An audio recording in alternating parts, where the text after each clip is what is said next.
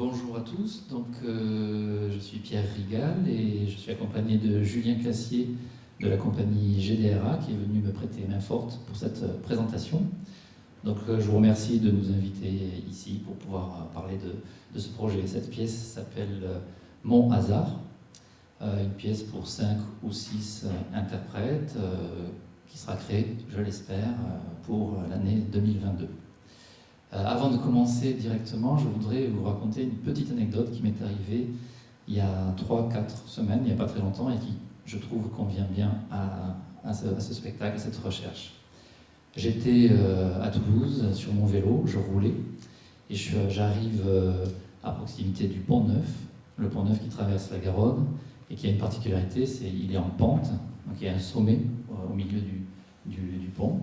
Et donc quand je commence cette pente, à grimper, je vois à quelques mètres devant moi une personne que je crois reconnaître et je me dis ah tiens super, je vais le rattraper et lui faire une petite blague, je vais essayer de le doubler avant d'arriver au sommet. Et donc je commence à accélérer, je me prends un peu pour un coureur du Tour de France, j'accélère et là j'arrive à 2-3 mètres de lui et en fait c'est pas lui. C'est pas lui. Donc je me retrouve un petit peu embêté, un petit peu déçu pour ma blague que je commençais à préparer. Et donc j'arrive au sommet, je continue à descendre. Et là, qui je croise? Un autre cycliste. Et ce cycliste, eh bien, c'était la personne que je croyais avoir vue lors de la montée. Alors, c'est un petit événement, on pourrait dire anecdotique, mais moi, franchement, ça m'a pris à la tête pendant des jours et des jours.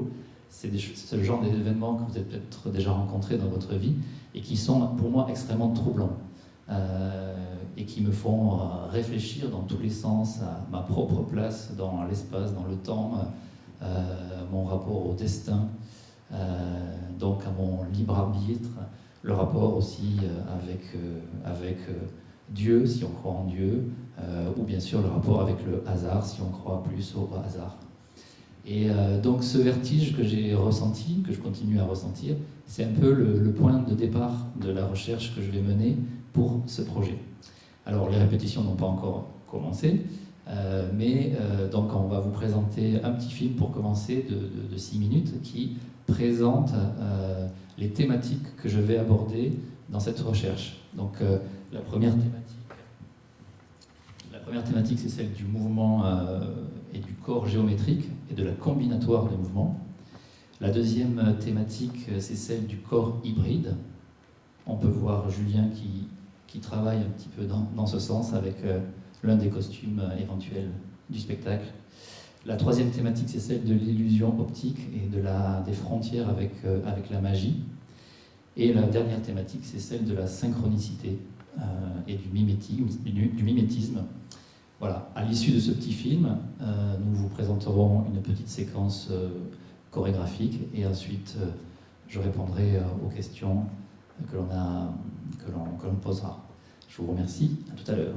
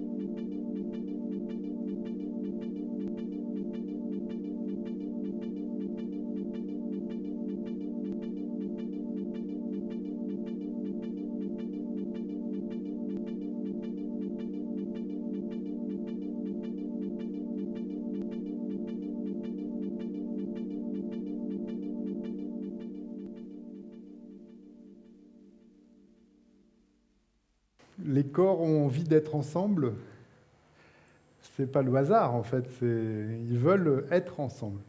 C'est ça ou pas?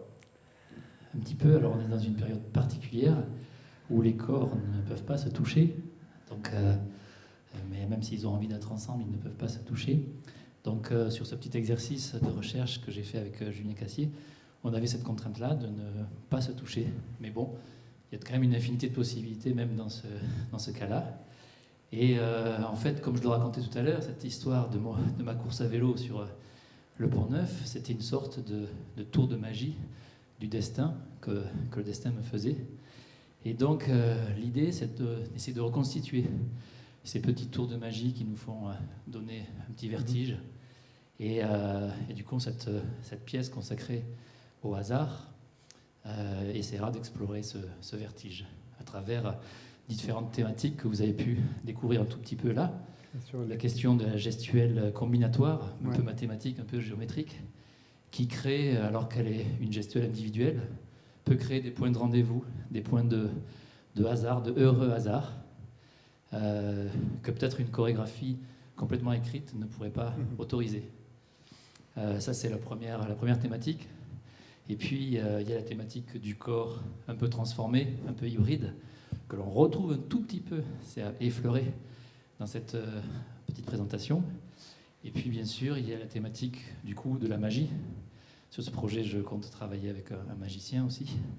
Et la magie crée des illusions, crée des vertiges, des incompréhensions, des poésies aussi, du fait du trouble.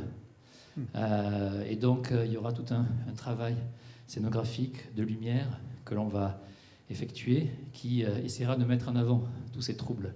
Et bien sûr, j'oublie la thématique de la synchronicité, qui est un phénomène étrange, un peu psychologique, qui consiste pour un sujet à reconnaître deux événements qui apparemment n'ont pas de lien entre eux, pour la plupart des gens. Mais pour ce sujet-là, cette personne-là, ça va avoir un lien très fort. C'est ce qu'on appelle les synchronicités. Ça peut être des événements très troublants de notre vie, parfois bouleversants. Tu devais jouer au Théâtre du Rond-Point Je devais jouer en effet une dizaine de représentations de mon spectacle même au Théâtre du Rond-Point. C'était une fête. Et malheureusement, cette fête est annulée, j'espère reportée évidemment, mais dans longtemps, en 2022. Donc évidemment, c'est troublant. Il y a aussi des problématiques chez moi d'expulsion de lieux, de studios. Donc c'est une période un peu particulière. Du coup, j'ai pas pu faire les auditions que je l'imaginais faire. Bon, mais c'est reporté certainement à mars 2021. Je cherche donc des danseurs particuliers, très très très bons techniquement, avec un profil plutôt de danse contemporaine, mais d'un très haut niveau technique, et puis quand même avec un niveau de jeu au sens acteur intéressant, avec des gens qui ont de l'imagination, du caractère. Donc ça, c'est des choses qui prennent du temps pour trouver ces personnes-là. Voilà, et puis je vais faire aussi un atelier scénographique qui a aussi été repoussé, mais comme je le disais, l'aspect magique et lumineux sera important, et donc j'ai besoin de faire des ateliers. Et ce que je cherche, c'est de l'inattendu, des surprises. Donc ça me nécessite du travail, ça nécessite de faire des essais.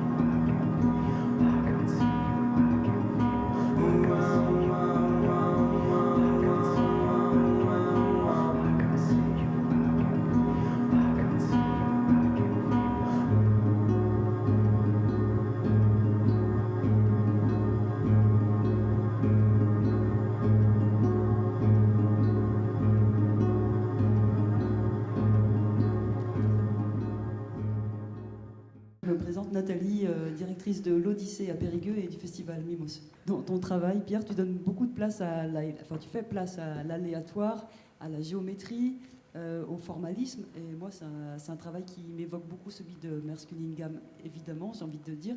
Et est-ce que c'est une influence pour toi? Merci, c'est une comparaison flatteuse. Merce Cunningham, justement, a travaillé bien sûr sur cette question de la géométrie du mouvement, de la combinatoire du mouvement, et surtout, bien sûr, a travaillé sur le hasard. Il pouvait faire des compositions donc à la fois chorégraphiques et puis avec son partenaire aussi à la musique, des compositions et des associations au hasard. Ce que j'aimerais faire dans cette pièce, c'est d'utiliser le hasard, mais aussi de le montrer un peu plus, le rendre un peu plus concret sur scène, le rendre palpable. Dans le film, j'ai montré une petite image de fumée, parce que justement, la fumée, c'est quelque chose, on va tous s'accorder à dire que c'est quelque chose qui va bouger de manière incompréhensible, de manière aléatoire. Donc c'est aussi une petite inspiration. Voilà, dans mon travail, il y a différentes influences, aussi des choses très différentes, puisque j'ai travaillé avec du hip-hop, avec de la danse contemporaine, des danseurs classiques, des acteurs, des musiciens. Donc j'aime beaucoup varier les plaisirs, les sujets, mais je dirais qu'il y a toujours quelque chose qui revient, c'est cette question du présent, du futur, du concret et de l'abstrait peut-être. Et j'aime bien cacher des choses aussi. J'ai créé une pièce qui devait se jouer au Théâtre du Rond-Point, qui s'appelle Même, qui travaillait sur la question du déjà-vu, donc des situations on a tous vécu cette situation où on vit une chose qu'on a l'impression d'avoir déjà vécue. Donc c'est des sortes de troubles du temps. J'ai aussi créé une pièce qui s'appelle Merveille, qui racontait une histoire malgré les acteurs eux-mêmes. Les acteurs eux-mêmes ne savaient pas, ou les personnages plutôt ne savaient pas qu'ils racontaient une histoire. Cette histoire était cachée en dessous, elle apparaît plus tard.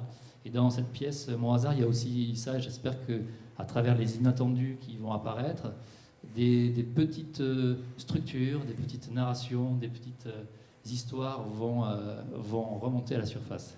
C'est un peu l'idée. Tu veux créer un spectacle sur le hasard. Donc, est-ce que ça veut dire qu'il y a une partie du spectacle qui va t'échapper à toi-même? Et quelle est la relation que tu veux avoir avec le public? Est-ce que lui aussi va être générateur de hasard dans ton spectacle? Alors, exactement. Quand on fait une création, de toute façon, c'est un jeu de culture, je dirais, du hasard. Quand on est avec nos comédiens, nos acteurs, avec les musiciens sur scène, on prévoit des choses, mais on ne prévoit pas tout. Et surtout, c'est un espèce de terrain comme ça, un terrain où l'inattendu, le hasard, la chance va pointer. Et ces heureux hasards, moi je les chasse, je les guette. Et souvent, ils me plaisent justement parce que je n'y ai pas pensé à l'avance. Donc ça, je dirais que c'est propre à toutes mes pièces, peut-être à toutes les pièces. Mais du coup, dans cette pièce-là, je compte le cultiver encore plus, le montrer encore plus. Je suis aussi assez doué pour faire des pièces qui sont un peu décousues. Parfois, aux premières des spectacles, on se demande où on est. Donc là, je me dis que puisque je suis doué pour ça, je vais y aller à fond. Donc ne pas avoir peur du décousu, de l'incongru, du chaotique. Et pour que peut-être, par magie, par hasard ou faux hasard, d'autres choses apparaissent. C'est un peu l'idée. La production, peut-être, quelques mots? Alors la production, là aussi, il y a le hasard qui va intervenir. Je vais aller voir des gens, leur expliquer le projet, et puis je vais arriver avec mes dés, et puis on va jouer aux dés, les lignes budgétaires pour cette production. Non, je suis au début du travail de production. Nous, ce soir, au jury, de toute façon, on fait tout au hasard. Au dé, voilà. Au dé, ça me va. On va décider comme ça. Alors, ça va très bien. Mais par contre, je vous fournis les dés, alors. Ça va ? S'il te plaît. Je vous fournis les dés. Donc, pour l'instant, comme partenaire, j'espère à Toulouse la place de la danse, le centre de développement chorégraphique national, et aussi le Théâtre de la Cité lors du festival qui s'appelle la Biennale. Ça, ce sont des partenaires assez sûrs. Et puis ensuite, j'en ai parlé à d'autres programmateurs. 2021, pardon 2022, malheureusement. 22, ça a été repoussé à 2022 maintenant. D'accord. Voilà. Ou par miracle en 2021, non, j'y crois pas. Tu as des besoins particuliers là maintenant sur la production? Oui, la production va commencer dès maintenant. Les auditions vont commencer. Comme je disais, l'atelier scénographique va commencer aussi. Donc 2021 sera une année de travail, beaucoup de développement de cette pièce. Résidence aussi, tu as besoin? Résidence. Et puis j'espère aussi à Toulouse changer de lieu, puisque j'ai un lieu, j'espère en avoir un autre. Oui, tu es en cours de... Je suis en cours de transition. J'espère que ça sera positif. C'est mon angoisse du moment, c'est celle-là. Donc j'espère en effet que j'aurai un studio à Toulouse dans lequel je pourrai travailler, développer, bidouiller. Tout ce travail-là est un travail d'artisanat, de recherche, de répétition, d'échecs, et puis parfois de petites réussites. De bons hasards. Et de hasard, voilà. Merci, merci Pierre. Merci à vous, merci. Et puis j'espère à bientôt. Voilà, merci.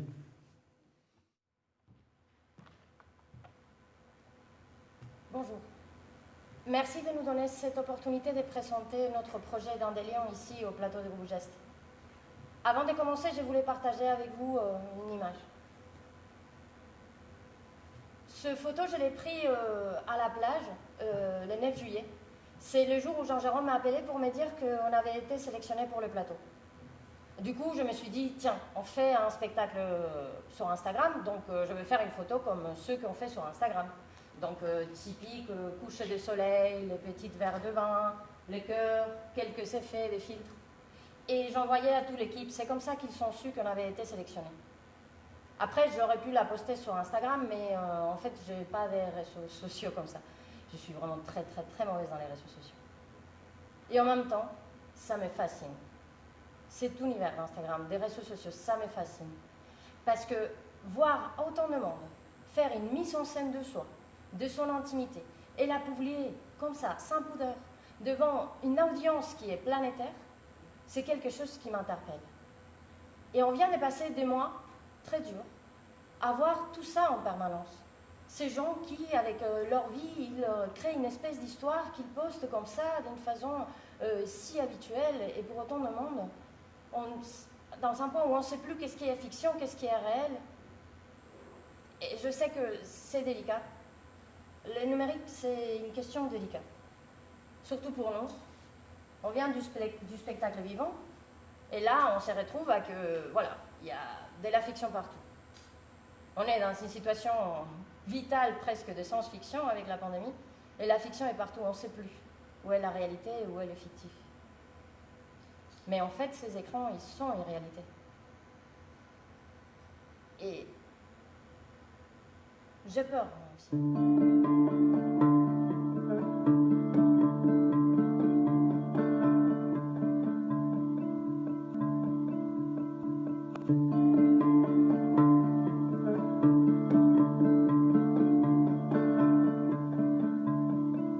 I don't know what's happened to the kids today. We were different from the kids today in every way.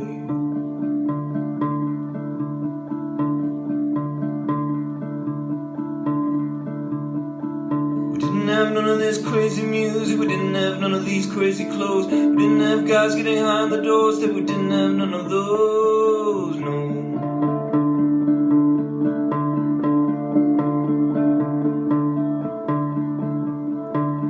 I don't care for these long-haired guys. They need a good bath, they got shifty eyes.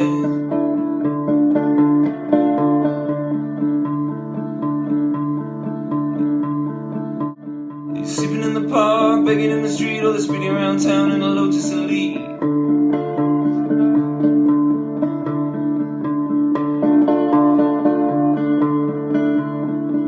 I can't say that I fought for kids like you in the war. I fought for kids like the kids I thought you'd be. That's who I was fighting for. Put you all in the army, that's what I do. Show up back inside to make men of you.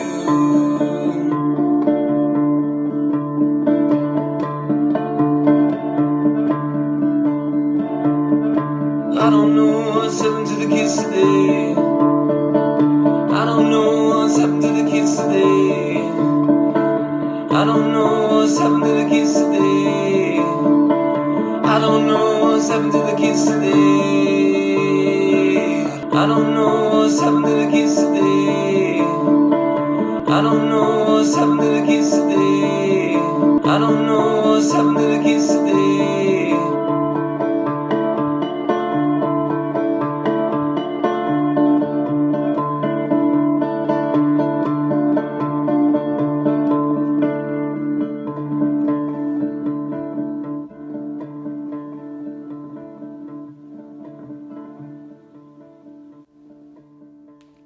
Yakumaka, yaka, chiki, churi, huri.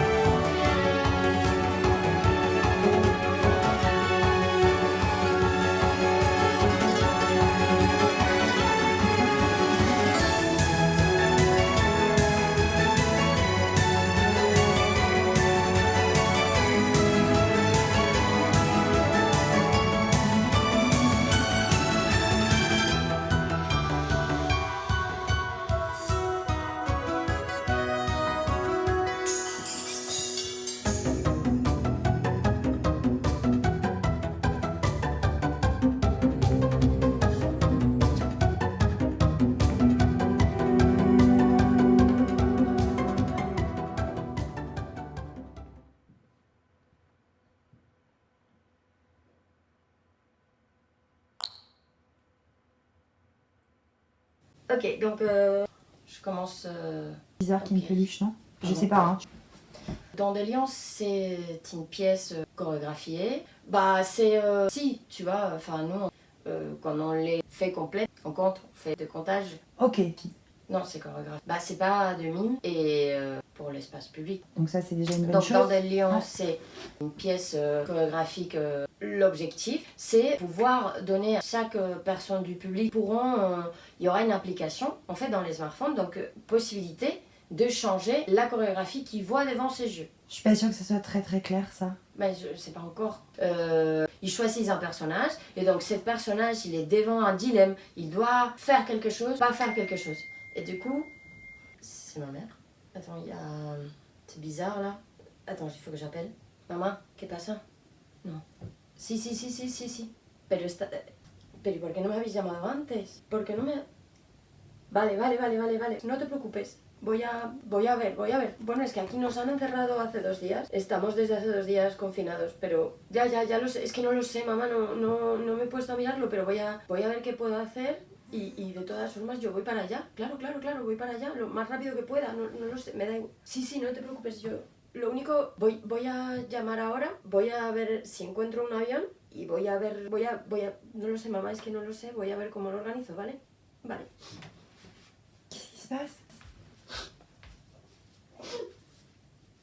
Je dois rentrer à Madrid, là, maintenant. C'est mal. Tu peux appeler le consulat pour voir. Ah, allô? Oui, bonjour. Je voudrais savoir, en fait, je dois partir de toute urgence en Espagne. Et je voulais savoir quelle procédure. C'est assez urgent, s'il vous plaît. Pour le vol? Grosso Cordon. Oui, elle est espagnole. Je sais pas où il est. On part là maintenant parce que c'est dans les tout. L'ordi? Je sais pas quoi.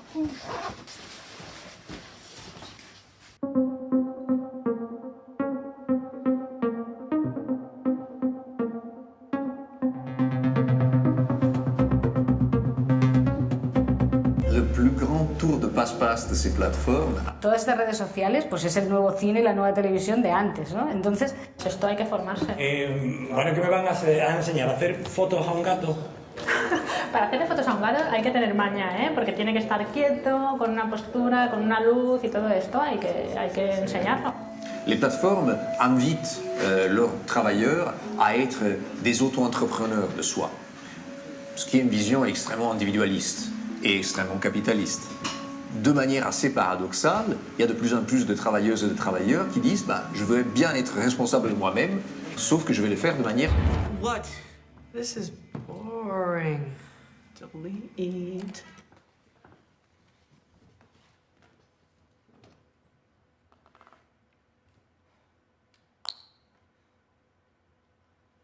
Salut les compagnies. Alors, on manque de voir la ville? Tourmalet est là pour ça. Il va vous donner un bon bol d'air frais. Vous allez voir ce que vos pédales ne peuvent plus toucher. Allez, c'est parti.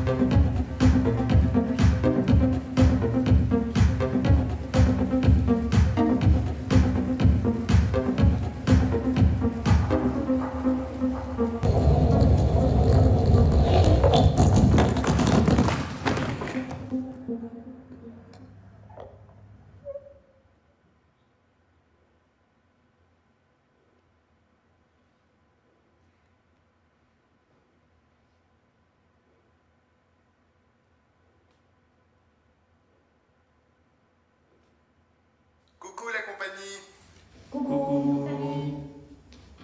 Bon, ça va? Bon, j'espère que vous allez bien, hein?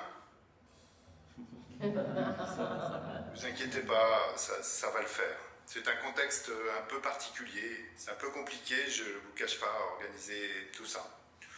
Donc on fait en sorte d'essayer de trouver des solutions pour satisfaire tout le monde, mais bon, c'est pas évident. Hein. Donc écoutez, après plusieurs rendez-vous avec tout le monde, on va essayer quand même d'organiser quelque chose. Hein. On va se battre, on va tenir et on pense que c'est possible, on y croit. Donc j'espère que vous êtes contents quand même. Bon, en réalité, il faut que je vous le dise. C'est vraiment très décourageant. Tout est devenu extrêmement difficile. Tout le monde est complètement fatigué d'organiser, d'annuler, de faire, de défaire. Donc les gens sont à bout de force. Ils commencent à se désister. Moi, je me bats toujours, encore et toujours. Je suis navré de vous contacter pour vous dire ça, parce que ça veut dire que le travail ne se fera pas comme prévu. On ne pourra sans doute pas voir le travail et on ne peut rien garantir pour la suite. Pour tout vous dire, c'est une merde inouïe.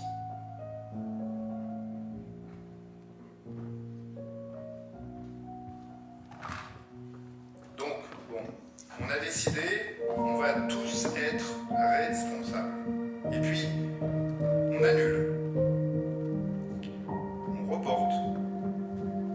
On annule. On verra. Une chose est certaine, on a beaucoup appris de tout ça. Et ça c'est vraiment très important. Parce que ça peut toujours servir pour après. Et après, on ne sait pas. On sait jamais.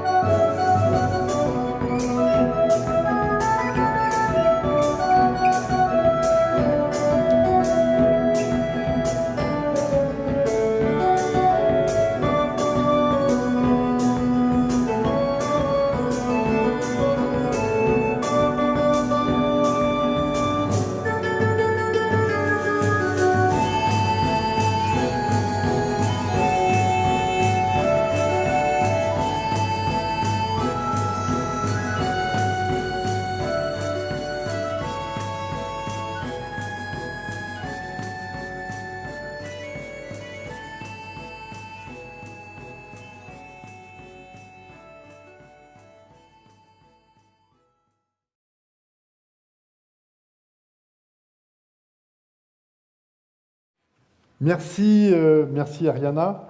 Une question, t'annules ou t'annules pas? Enfin, tu fais pas, qu'est-ce qui se passe? Je pense qu'on le fait, non? Il faudrait le faire. Moi, je préfère. Oui. Il faut insister, oui. Oui, il faut insister. Il faut insister, tout à fait. Alors, je sais qu'il y a eu... Les autres aussi ont eu plein de difficultés. Tout le monde a plein de difficultés. Toi, tu as travaillé, bien sûr, le projet a un petit peu changé en cours de route, mais il y a quelque chose qu'on a vu là qui me semble cohérent, néanmoins.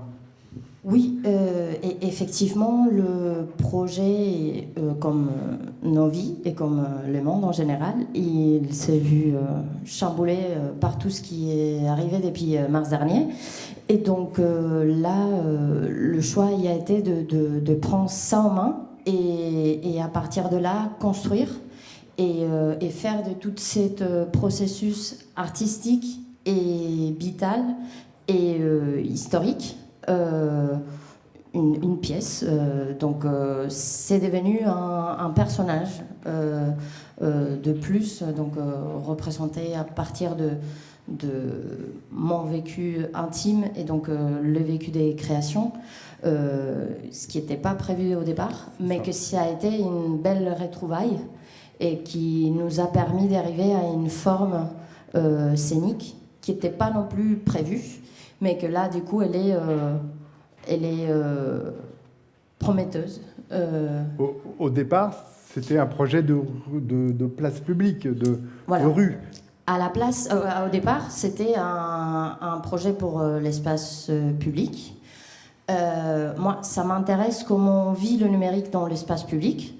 Mais au moment où on est au confinement, cette vécu du numérique sociétal, ça peut plus se voir dans la rue parce qu'il n'y a plus de rue. Et donc, ça bascule complètement dans les réseaux sociaux et dans la toile.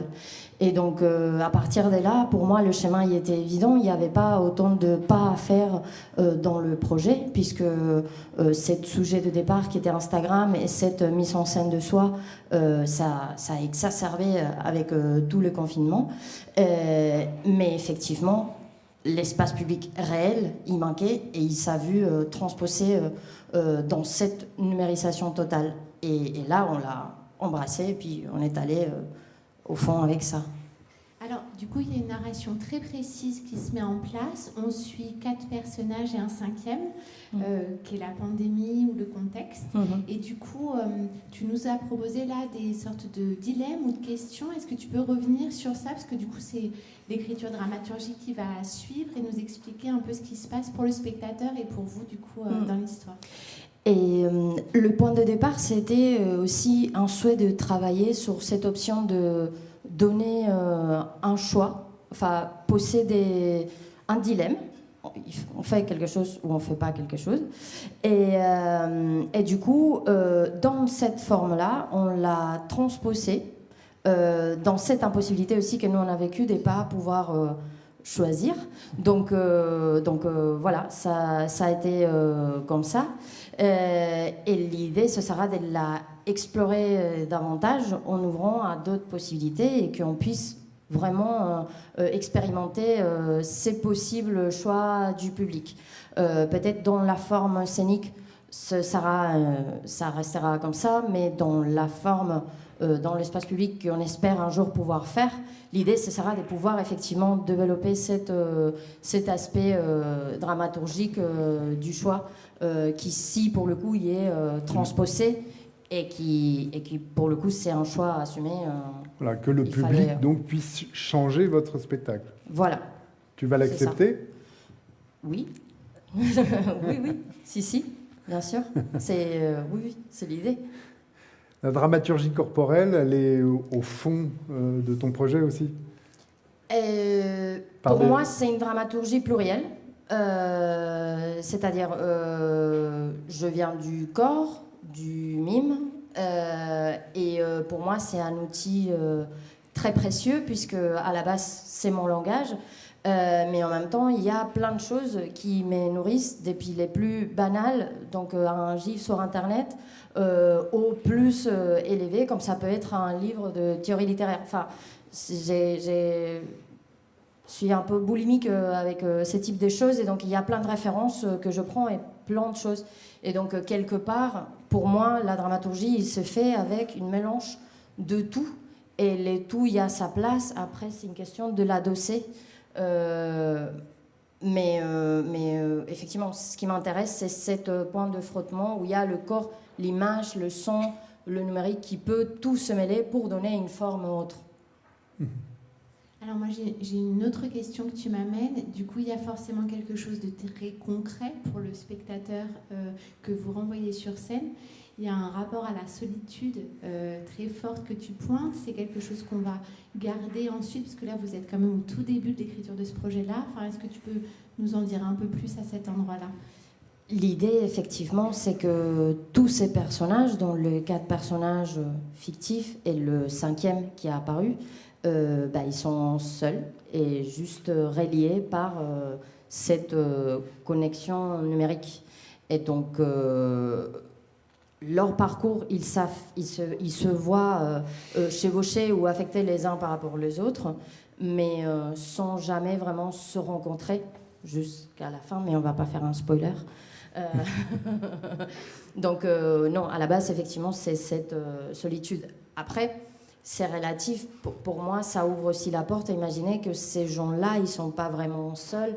Le personnage de Tampopo, par exemple, celui de Maria, elle a son propre monde intérieur et à elle, ça lui suffit. C'est peut-être aussi un choix, la solitude, et il faut le respecter si ça l'est. Mais en tout cas, c'est pas dans le jugement ils sont seuls parce que du coup, ils sont tout le temps. Non, c'est qu'il y a des gens qui sont plus heureux comme ça et puis à eux, ça leur convient, donc c'est bien.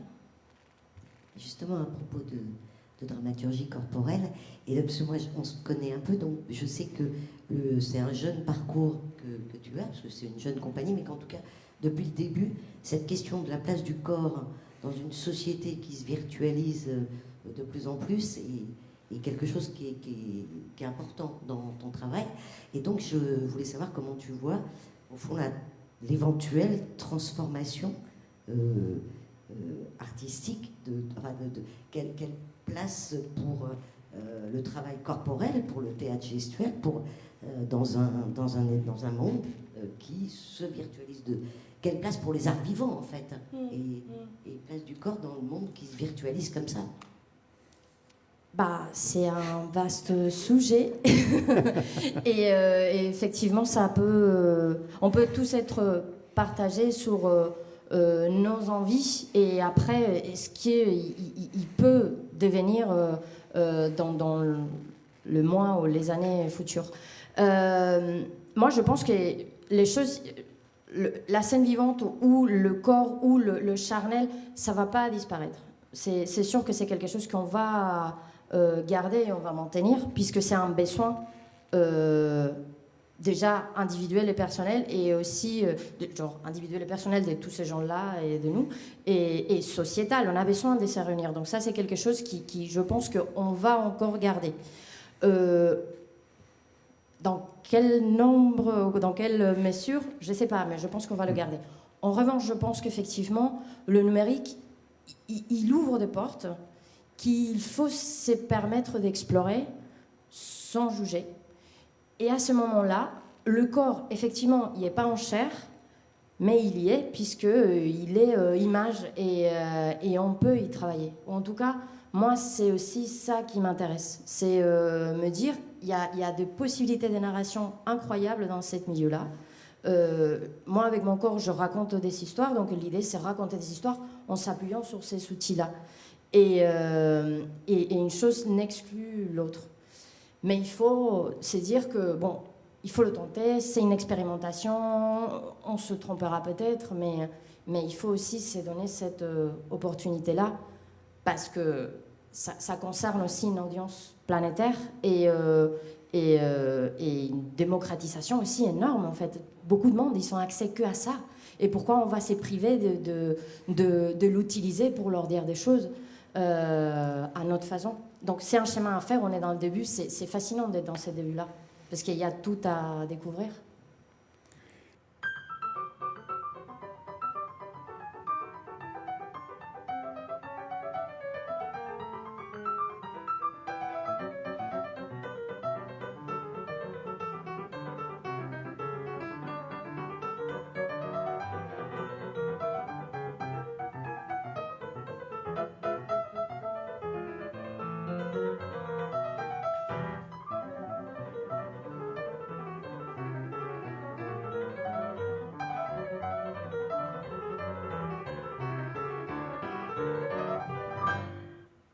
Merci.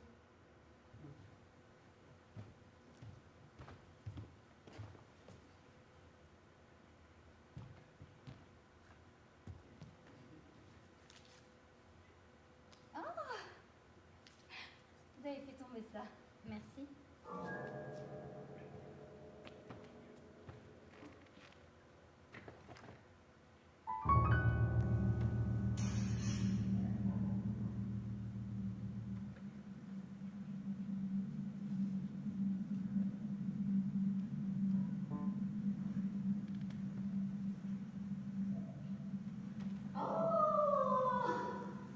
Vous avez fait tomber ça.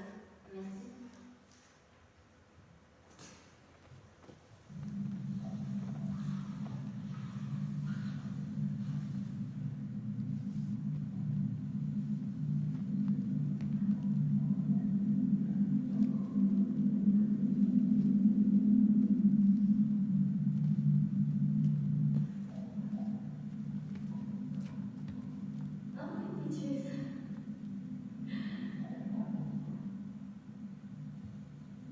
Des questions?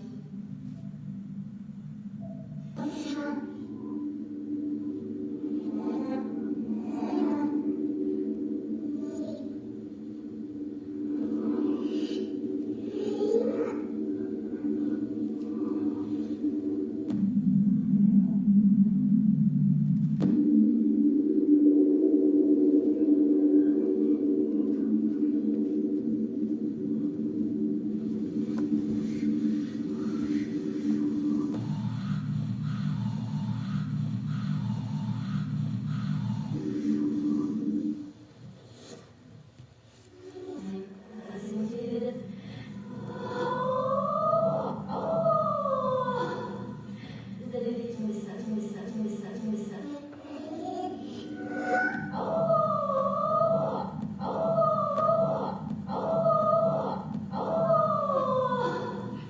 Vous avez fait tomber ça.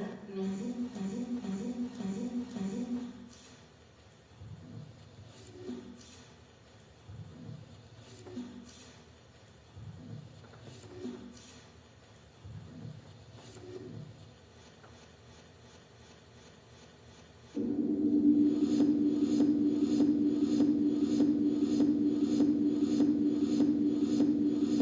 Merci.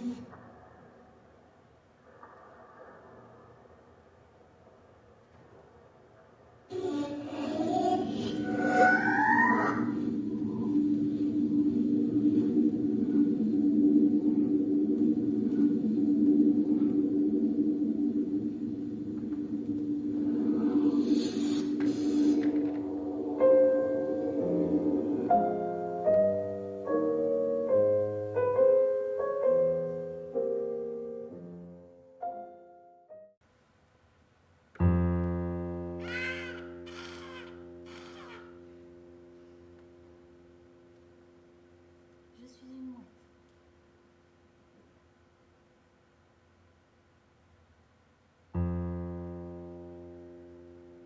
Mais non, je ne suis pas une mouette.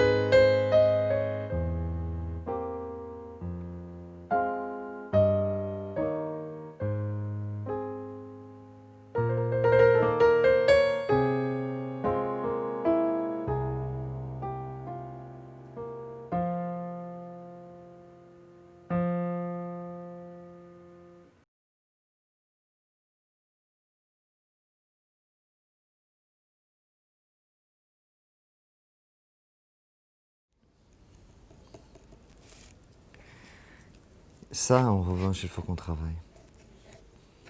Il faut qu'on commence à au moins trouver une piste. L'ombre. Après, on monte de cailloux. Caillou. Non, porte. Abisme. Allez, c'est parti.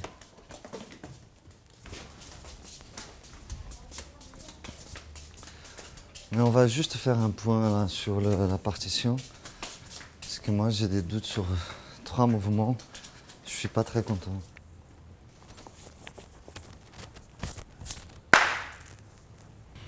Bonjour tout le monde.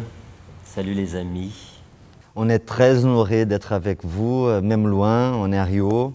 Et on a décidé donc de dévoiler un petit peu notre intimité, notre espace de vie, puisque la compagnie, depuis 5 ans, comme vous le savez, on est rentré chez nous pour mettre vraiment ce rêve d'avoir un lieu dédié aux arts du geste. Et donc, plus qu'avoir un lieu maintenant, rester au Brésil, c'est un acte de résistance, parce que vous savez très bien que chez nous, ça ne va pas très très fort. On est vraiment dans un moment délicat politiquement. Donc les artistes, plus que jamais, on est là pour se battre, pour créer des choses qui soient pertinentes avec ce qu'on vit, pas seulement au Brésil, mais dans le monde entier. Oui. Et ce spectacle-là, on a décidé un peu de dévoiler ces petits bouts de recherche, de mettre un peu en lumière ce qu'on est en train de créer depuis quelques mois, et qui pour nous, ça, je pense que tous, on est vraiment dans un moment particulier. Créer, ce n'est pas anodin. Je pense que n'importe qui en ce moment, qui est en création, n'a jamais vécu cet abîme-là, cet abîme qui creuse nos pieds et qu'on se retrouve vraiment sans savoir où on est, des murs invisibles, enfin le sol que se détend, on est une espèce de tremblement de terre intérieur. Et donc on a voulu vous dévoiler ces instants-là avec vous, ce partage, vraiment en répétition, puisqu'on est en création, le spectacle n'est pas prêt. Et puis voilà, quoi, avec le plaisir. Et je pense, oui, que le fait de créer en ce moment, c'est non seulement c'est d'une telle importance, mais aussi cette rencontre avec le public. Comment ça va se faire, parce que ça va être un moment plus que magique, quoi. C'est plus qu'une rencontre compagnie-public. Je pense que nous, ça fait 8 mois qu'on est enfermés. Il n'y a pas eu de première vague, deuxième vague. On surfe dans les vagues. On est dans le tsunami. Et voilà, dévoiler pour vous ces instants qui sont... on est traversé par tellement de choses, de violence, de peur. Et bon, la peur, elle donne l'instinct de survie. Donc on est là, on se bat, on creuse. Et on est dans un moment où on a décidé de changer le tableau et commencer à peindre une nouvelle toile. Donc ça fait peu de temps qu'on essaye ce que vous allez voir là. Cette matière. Cette matière. On a hâte. Alors j'arrête de parler parce que tous ceux qui me connaissent savent très bien que j'adore parler, et même les mauvaises langues disent que je suis une pipelette, donc on va bosser, quoi. Parce que c'est J'ai parlé plus que toi. Ah, c'est vrai, en effet.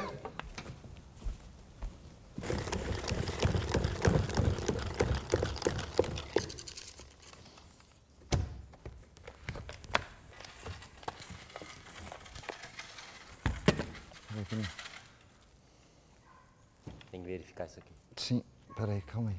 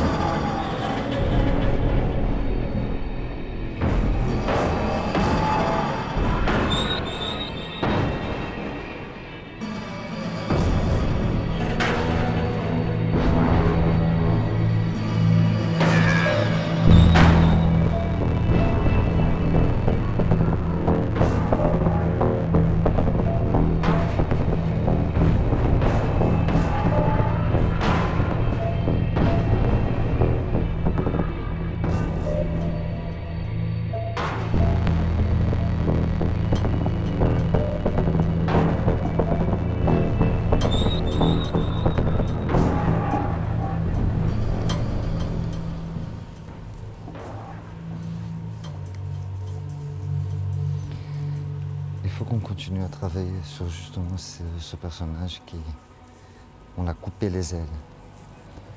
Vraiment que tu penses à tout ce travail de la musculature, de tenir la suspension de la colonne, mais surtout qu'elle soit vraiment comme si les omoplates étaient un personnage à part entière, tu vois. C'est ça.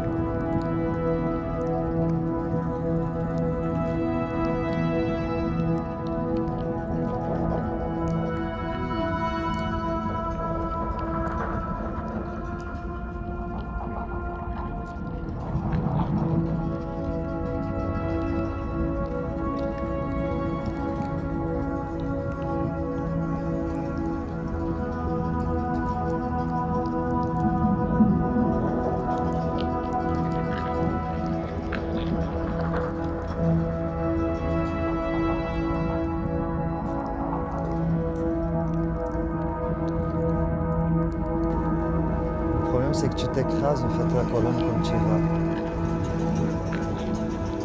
Tu vas la tête, le cou, et en fait au moment du bassin, tu écrases en fait t'as toute ta colonne qui se ratatine, et en fait c'est le contraire, il faut que tu l'étires. Comme ça en fait les scapulaires sont libres, il faut penser à cette musculature qui est complètement, qui danse, et ces omoplates qui bougent, mais il faut le faire plus petit, là tu bouges trop rapide. Il faut faire plus dans la douceur, plus vraiment comme, justement c'est comme si on t'avait arraché les ailes, t'as un morceau de ton corps qui manque, enfin, et là cette espèce de transition comme une métamorphose, tu vois.